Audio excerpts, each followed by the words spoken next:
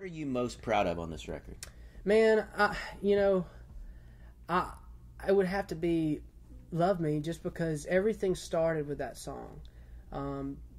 So many doors opened just because of that one song. And, if I had to pick one, that would definitely be it, because that's the very first one that we wrote that kind of defined a sound for Kelsea. And everything else that kind of made the record was kind of in the, in that vein. But that was the very first one that threw us in the direction of, okay, we could do something with this kind of thing, and then the other songs that we wrote along the way kind of were, inspired by that sound in a way. So that being the first one that people got excited about, and us also getting excited about, it was just one of those ones that we wrote early on that we just always were on fire about, And that was one of those things where I pitched it around town. We played it for everybody. It never got on hold. No one was ever interested on it. Some publishers said that it was too pop. That it would never work on country radio. Actually, I have an email that says that.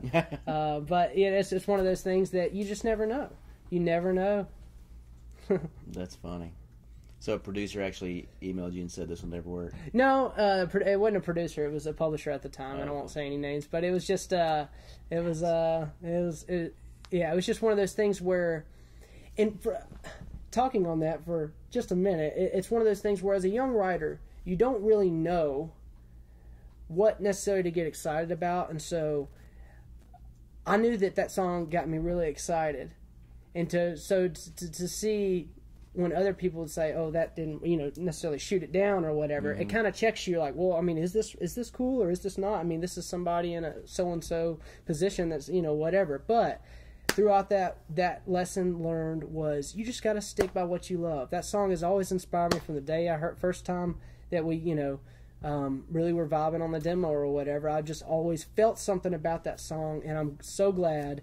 Our team kind of always stuck by that song, and it gave it the light that it did, because, not everybody believed in it, Yeah. It's too progressive for some people, but that's okay, that's what I like about it. It's reckless, Break some rules. Totally. Yeah.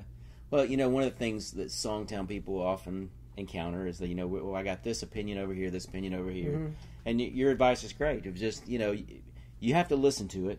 Absolutely. And you have to kind of filter it and see. Some of it's going to be good and valid. And maybe at the time it wouldn't have worked on country radio. Maybe it was the perfect time for it to happen.